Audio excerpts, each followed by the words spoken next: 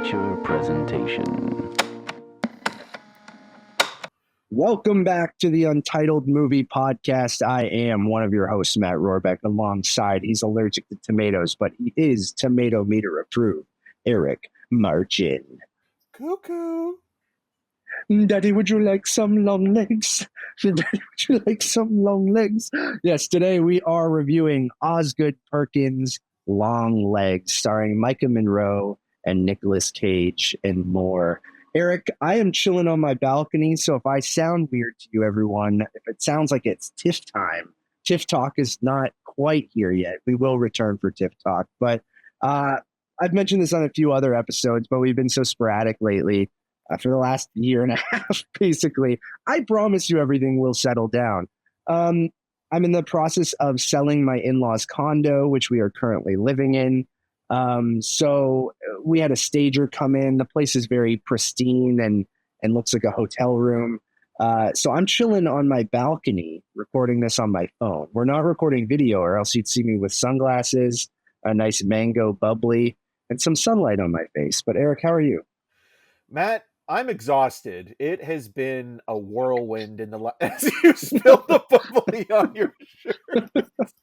We're not doing video. Sorry, everyone. I mean, obviously you've been extremely busy as well, not to mention, selling your in-laws place, but, going to San Francisco and having that experience, and then, coming back and, you just got started with a placement. So there's a lot going on there. And then with me, it's like, okay, I'm going like from one interview to press screening to sleep study results. So it's been go in the last couple of weeks.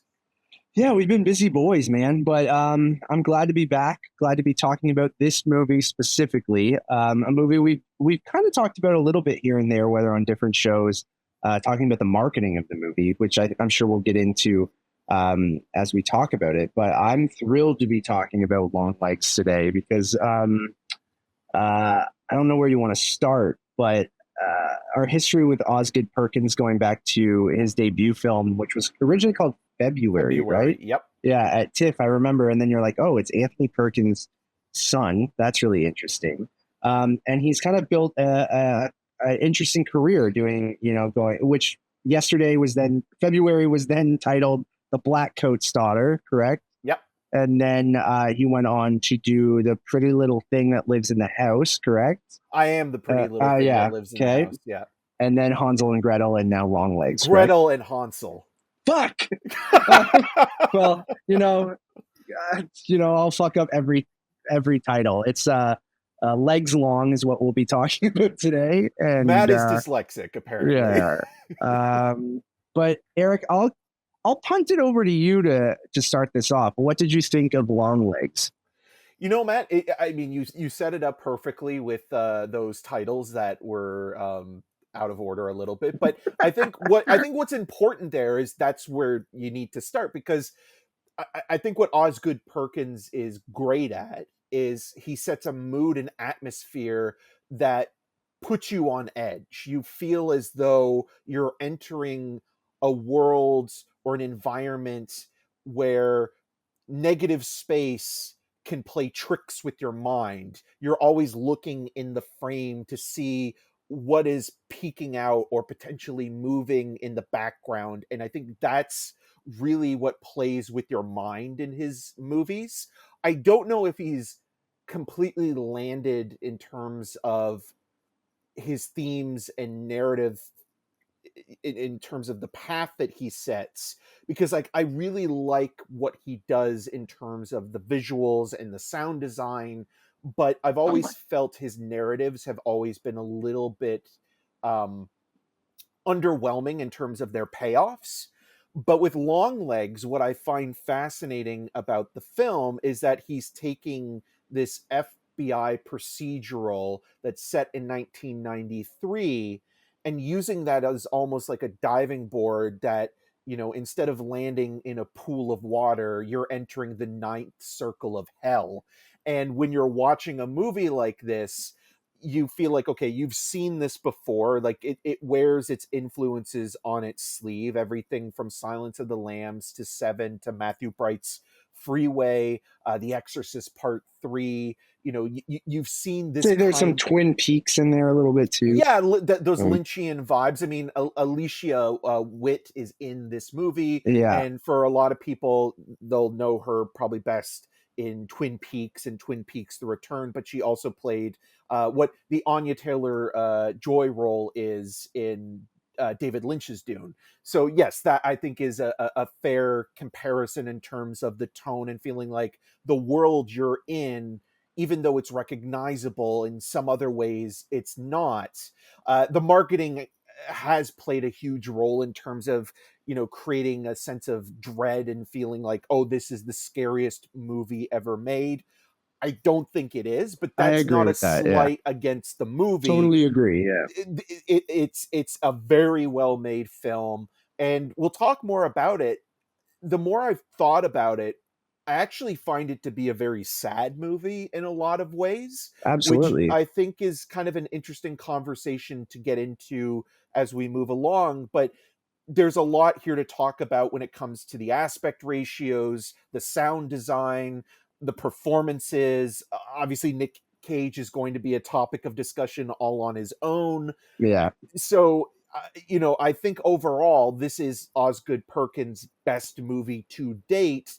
And what sets it apart from his previous films is that he does have a clear through line that he's following throughout, but he's able to deviate and find these interesting, idiosyncratic, very intense, very unsettling narrative sort of playful tones within the structure that horror fans, I think, will love, and even casual moviegoers might get a kick out of. It is a very depressing movie at times as well. But I look at this and I'm like, okay, this is a director that has intent. This is a filmmaker that has crafted something extraordinary when it comes to the direction and the cinematography, where Ty West Maxine is so lazy and cobbled together. It's like night and day. So I'll stop rambling. I like the movie quite a bit. And I've liked it even more thinking about it. I echo everything that you're saying and absolutely agree. I'll try to focus on some different things that you didn't talk about. But yeah, I absolutely think this movie rips. Like, I think it's one of my favorite films of the year. I think it's one of my favorite recent horror films. I think it absolutely nails the 90s, you know, FBI procedural thriller that genre it's going for. I think the aesthetic is extremely my shit. Anyone who listens to us knows kind of all those through lines that I love. With Eric's already mentioned a little bit of them, with like shifting aspect ratios, chapter titles, interesting use of music with weird visuals. Just that kind of, I think it was shot on film, right? Which is why they're showing it on 35 millimeter in some places. So. I believe so. At least the Academy aspect ratio, the flashbacks. Oh, that might have been, 70s. But maybe, okay, fair. But just the overall vibe and its sense of, and its use of atmosphere and tone and its sense of dread throughout the entire thing, I think is absolutely perfect. Yes, I don't think it's the scariest movie of all time. Was I ever scared in the movie? No. Is it disturbing and unsettling? Yes. So I think, like, to some people, that adds to being scared. To some, you might just go, holy fuck, this is depressing, or holy fuck, this is intense, or something like that.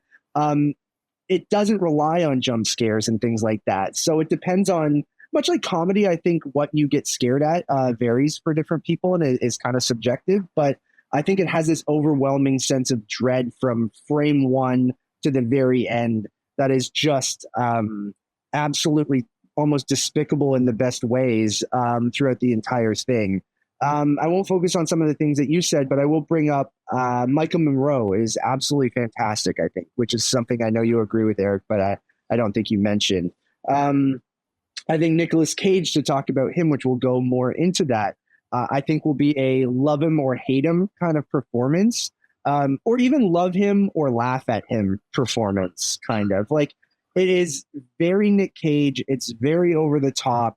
It can be very disturbing, but I think because it's Nicolas Cage and its use of prosthetics and makeup and different things like that, I think you'll either buy into it or completely go, this is goofy and it takes me out of the movie a little bit. So I think it will be polarizing. I fall on the side of loving it and loving him in this movie, but we talked about this kind of after we saw it together, where I would have been interested to see if they would have cast someone else in that role, whether it was a character actor that you could kind of that could kind of vanish in that role a little bit more, or if it was, you brought up this great point when we were talking of maybe an actor that has been normally cast in like nice guy roles all the time or something like that that could have played this really creepy serial killer. I was talking to Nevis about this, my wife, and why I mentioned Twin Peaks. There's many reasons, but Longlegs reminded me of Bob from Twin Peaks a little bit, even in many many different ways without trying to spoil things. But I like that when David Lynch cast, I forget the actor's name. Eric, you might Frank know. Silva. Frank Silva. Wasn't he just like a grip or something, like working on the show? He was working in the set, like he was a set designer. Yeah, or something like that. And I love that. And I feel like maybe the movie could have benefited if it wasn't Nicolas Cage, but I also really love that it is Nicolas Cage and that he's going, balls to the wall, like at 100 million. And I kind of vibe with that. I think it's shocking. I already mentioned its style. I like its use of still imagery and its editing of adding still imagery with visual. I love its visual language with the flashbacks. We already mentioned that it's in that Academy kind of square aspect ratio. 4:3, yeah. 4:3. And it's just very, very much my shit. I think it looks gorgeous. For a movie that is as depressing and unsettling, I just kind of had this, like, I was just fucking smiling throughout because I was like, it's a movie I've been wanting to watch again already, which I wasn't expecting. I thought it would be so overwhelmingly unsettling that I would never want to watch this again. But I have this sense of like, I had fun watching it because it was so well made and well put together and well acted and just, I just fucking loved it, dude. I was You're a really masochist. All in it. I know. I really, but that's really a great loved it. sign because that's where the similarity to something like Seven comes into play as Yeah. well. Because Seven to me is so depressing and defeating, and I think something that they both share. Like obviously they're aggressively stylistic in design, and obviously like even with Zodiac, but with Seven, there's something about it where I could just throw that movie on and They're and watchable. it's an entertainment. Yeah. And it's such a weird thing to say that a serial killer movie, that I think one of the big themes of this film is about apathy. It's about a world that just does not care about what happens to people and good luck trying to survive. I mean, there's this whole, we're talking about Gretel and Hansel, where this basically plays like a Grimm's chapter book.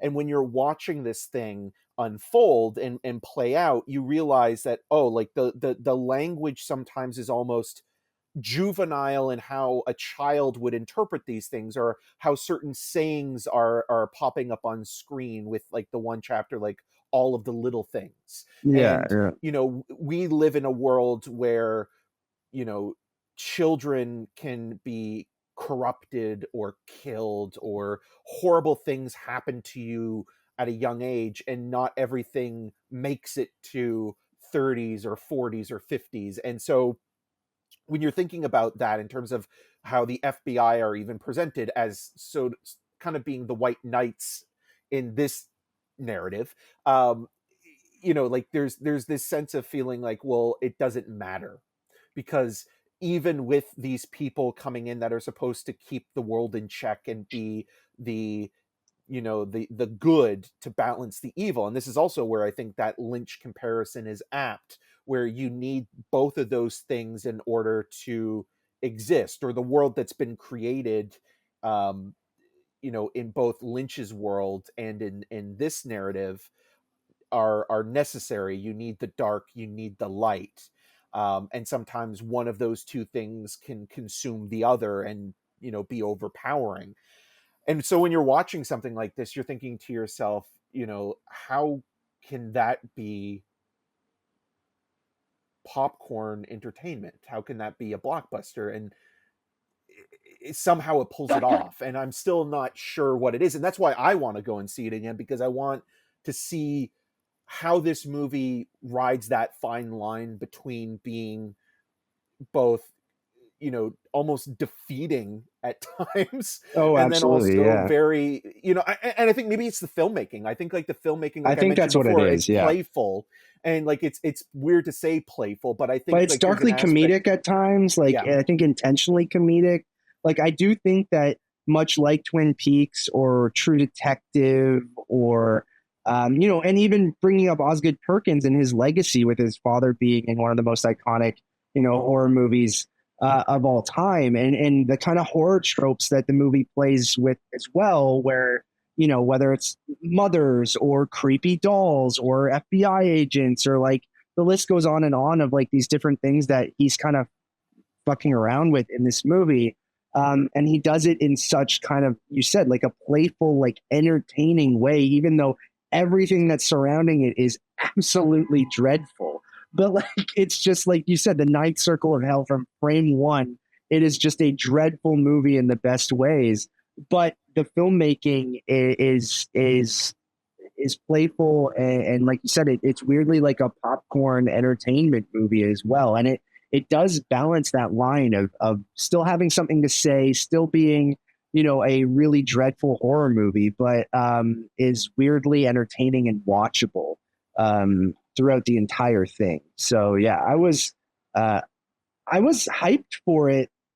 Going back to the marketing, I think it's some of the best, uh, neons on that indie blockbuster territory, like A24 kind of is. Still indie movies, still smaller, but The cool kids. like for cool kids, yeah. So, but the marketing has been absolutely fucking phenomenal on the movie, and I think it lives up to that. Like, I like the mystery box stuff. I love, like, again, it has. If anyone who knows me, it has every little thing in this movie that I love of like coded messages and a mystery and like a stylistic filmmaking and like it, so if you vibe with my tendencies of like things that I really really fuck with, I think you're really gonna like this movie because it's not perfect. I think like to bring in some criticisms, I think there were a couple times where some of the performances took me out of it, whether it was like a line delivery or something like that. Sometimes it's intentionally funny. Sometimes it didn't always work. And I think the Nick Cage of it all, like again, it is, I love most of it, but I imagine a world where um, maybe it was toned down a little bit or another actor was in that role. But other than that, I'm having a hard time finding, much to say I didn't love about the movie. So, is there anything that stuck out for you that didn't work? Okay, so this is an interesting conversation to have, and I want to get to Nick Yeah, Cage in please. a Yeah, second here. But I think like one of the criticisms that is truly a fair one is, I like the aesthetic and the look and design of it, but I think that can also work against it in terms of, well, he's fetishizing, the production value of it, and I think the production design in this movie and the details is on level with any prestigious movie made in the last decade. Like, this is a great looking movie. The details are all there. The devil's in the details, quite literally. And so ew, and so when you're watching this thing, you're completely almost taken aback by how much information you're getting from the film. And I think like just that in terms of like, okay, well, the script itself is pretty basic, sure, and that narrative might be the weaker end of it when it comes to just like, okay, this is a story about an FBI agent, a rookie FBI agent that is playing this cat and mouse game with a serial killer, And the third act lost me a little bit just in terms of introducing new elements into the narrative. But I think also when you're watching something like this, unless you've never seen a serial killer movie before, Sure. there's not a lot new in terms of bringing something to the genre that hasn't been done before. You mentioned Checklist. There is a feeling of like, okay, all these things we've seen in other movies, they're there. I think it's just a really good film, and that it's like another brick within the genre wall, but it's not a movie that maybe necessarily is going to redefine the genre, if that makes sense. Where like Shock agrees with you. you Yeah. look at something like Silence of the Lambs, and that truly is a watermark movie, Sure. in terms of like what that was doing. This But feels sometimes like, a greatest hits album or something like oh that, no, or I'm like not saying is that. Like I like the like Star yeah, Wars: The Force Awakens, I think, is a greatest yeah. hits of that type of movie. This is the same thing, where it's a greatest hits movie that works. It's just that it's not necessarily adding anything that we I haven't don't seen disagree. already. Yeah, I don't But disagree. going into Nick Cage, I think I was wrong in my initial Okay, cool. comments, because I do think like a character actor might have worked in terms of, okay, well, you're not projecting, Yeah, this incredible career that Nick Cage has had. And sure. obviously, like, this is where maybe my criticism of Nick Cage, not the performance, but how the character is presented. The makeup is somewhat distracting in the sense he looks like a Dick Tracy villain a little Yeah, bit, with a I Cyrano de Bergerac nose.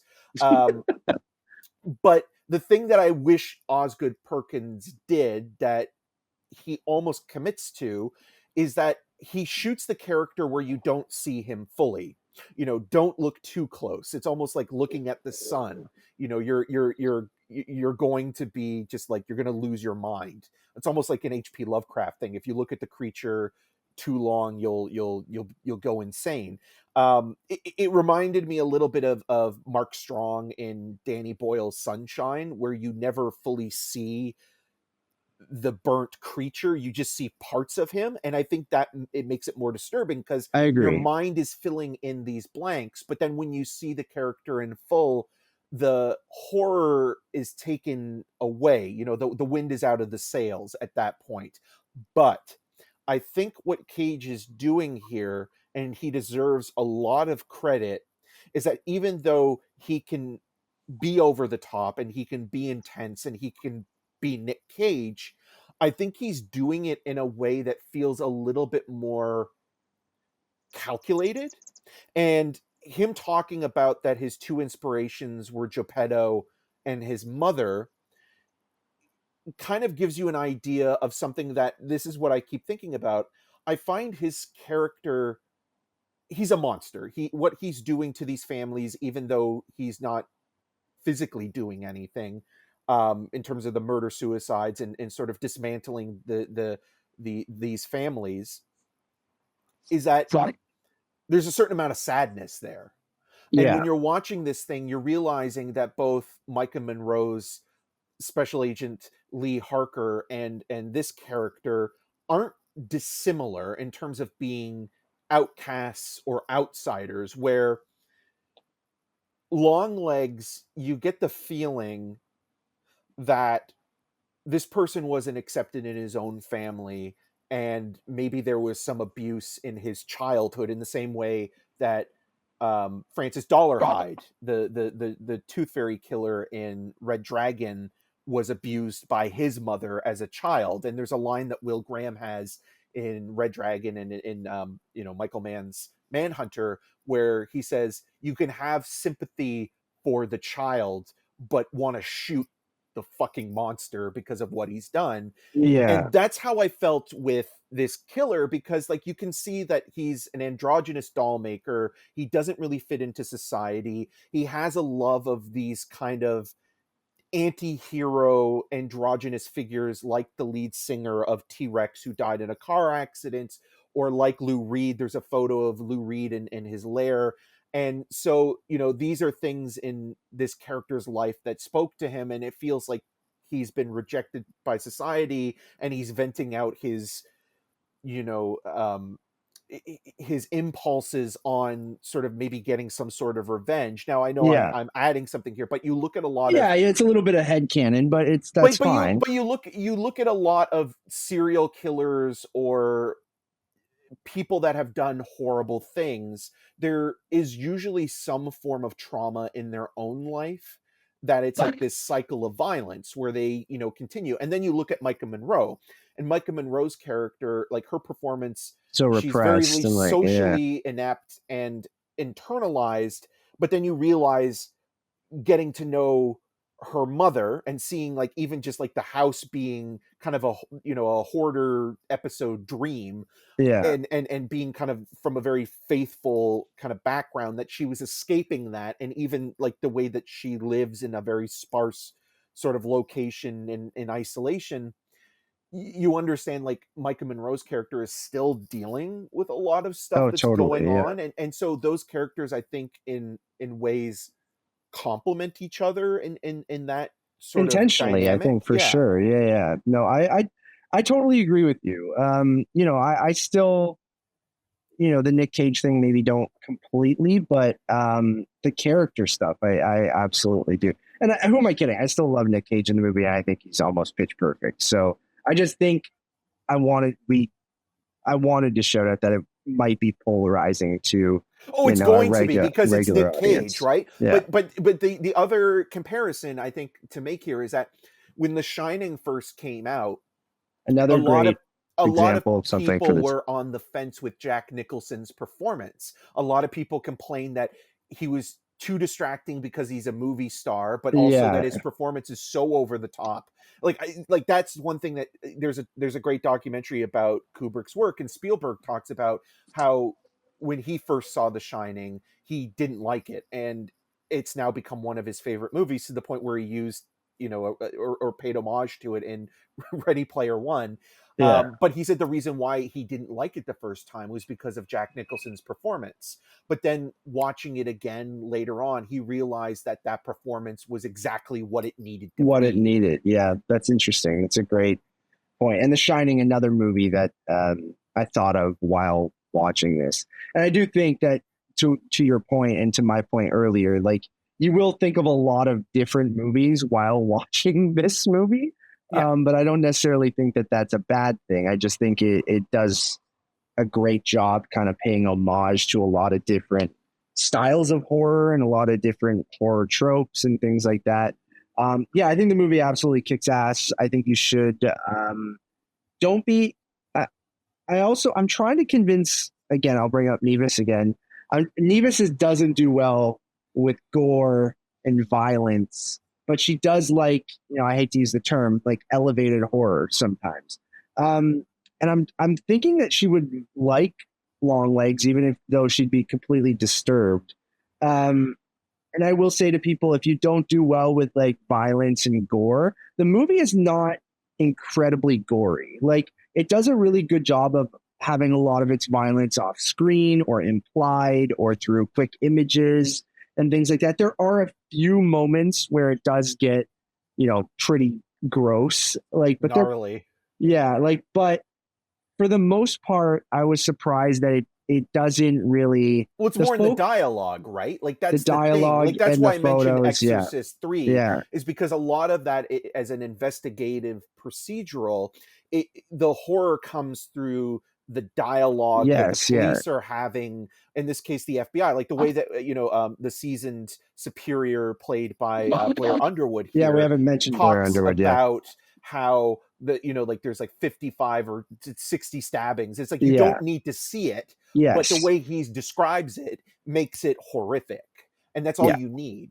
Exactly. And I think the movie does a really great job as a procedural to do that. And there are instances where, you do see the violence, but it's usually like the impact or something's off screen and there's a blood splatter. There's one moment where you see some decomposing bodies and stuff like that. That's probably the grossest moment in the movie. But I think if you're on the fence about the violence or how scary or how intense the movie will be, yes, it's a dreadful kind of like experience. It's not a happy one per se, unless you like really vibe with the stylistic like filmmaking, like we did. Sickos of cinema. Yeah, but I do think that don't let people saying like it's the scariest movie of all time and all this shit kind of like hinder you from going to see it. Because I don't think that it was I was never scared once, but that wasn't a disappointment for me. But I know some people would go in thinking they're getting a scary movie, and to some people it will be terrifying. But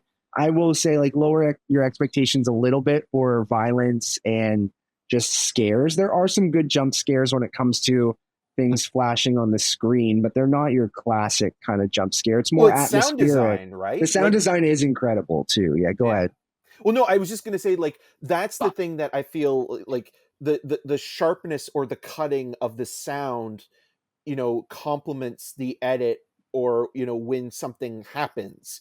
And I think like what I'm more sensitive to is not the image itself being scary. It's more so how it's cut What with sound?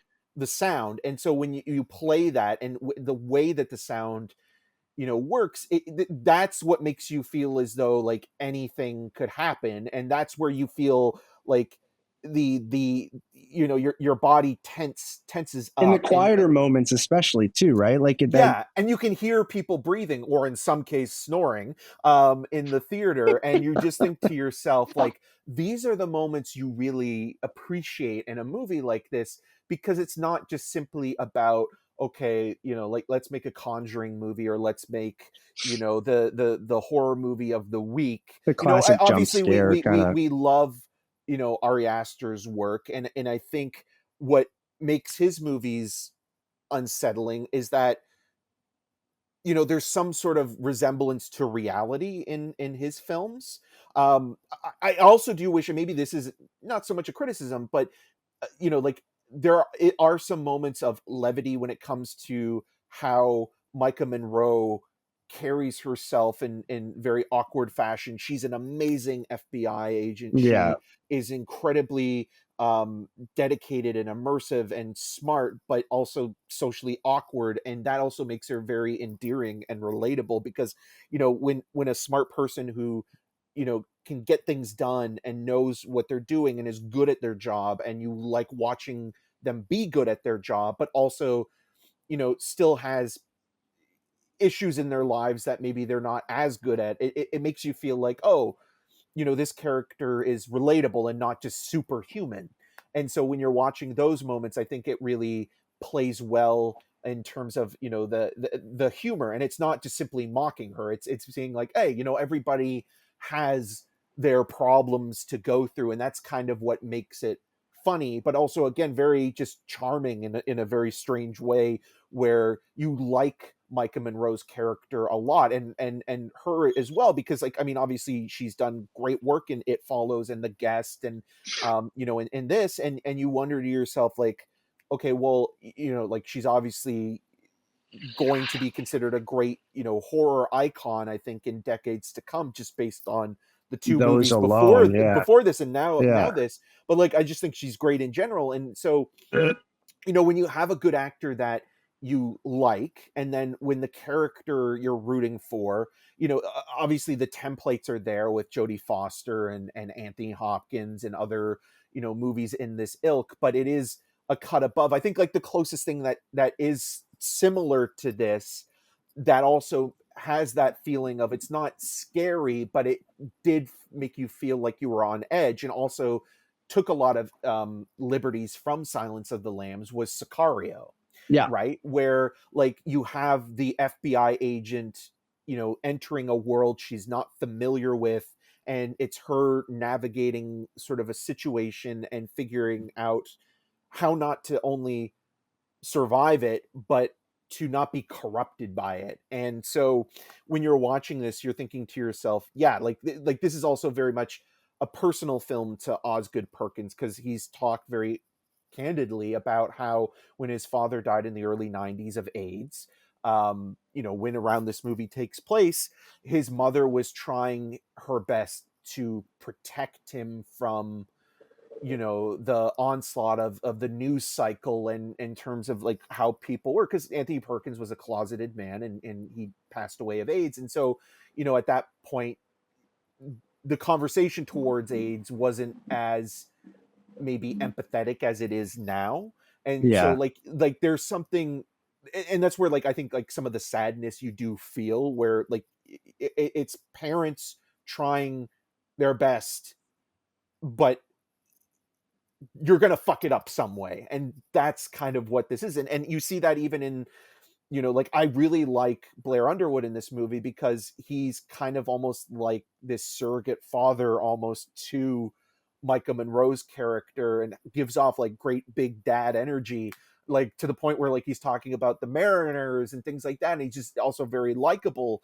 But there's still something kind of inherently like sad that this world will, chew you up and spit you out in some way. And, whether or not you're able to make it through like Maika Monroe's character does, in terms of like her having a career and being somewhat adjusted, or you're the other end of it and you become a serial killer that is just, hell-bent in making everybody else's life horrible, and destroying life. All right. And we will end it there. We should have recorded this on the 14th. It's the 12th. But 2 days from now, who knows what will happen. Thank you, Eric. Thank you, everyone, for listening, not watching this time. We'll be back on video eventually, but we are audio only for the foreseeable future. But we will put this up on YouTube if anyone wants to listen on YouTube. Please go check out our letterbox, where you can find all of our reviews and ratings and all that stuff, rankings, which is Untitled_movies over on Letterboxd. And you can follow me on all of those social medias at Matt Rorabeck. And I'm Eric Marchen. You can find more of my video reviews on rogerstv.com/cinemascene, and on all the social medias at EM6211. I have an interview out right now with Balthazar Kermacor, who is the director of Touch. You probably also know his work from Everest and Adrift. There's a Viggo Mortensen audio-only interview that's coming up called The Dead Don't Hurt. It's a movie that played at TIFF.